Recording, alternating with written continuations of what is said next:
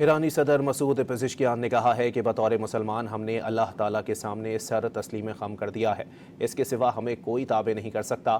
X پر اپنے پیغام میں انہوں نے لکھا کہ عراقی وزیر اعظم کے ساتھ فون پر گفتگو ہوئی۔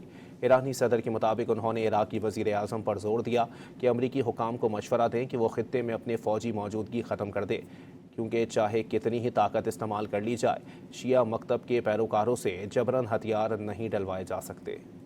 ایرانی صدر مسعود پزشکیان نے کہا ہے کہ بطور مسلمان ہم نے اللہ تعالیٰ کے سامنے سر تسلیم خم کر دیا ہے، اس کے سوا ہمیں کوئی تابع نہیں کر سکتا۔ ایکس پر اپنے پیغام میں انہوں نے لکھا کہ عراقی وزیر اعظم کے ساتھ فون پر گفتگو ہوئی۔ ایرانی صدر کے مطابق انہوں نے عراقی وزیر اعظم پر زور دیا کہ امریکی حکام کو مشورہ دیں کہ وہ خطے میں اپنی فوجی موجودگی ختم کر دے، کیونکہ چاہے کتنی ہی طاقت استعمال کر لی جائے، شیعہ مکتب کے پیروکاروں سے جبراً ہتھیار نہیں ڈلوائے جا سکتے۔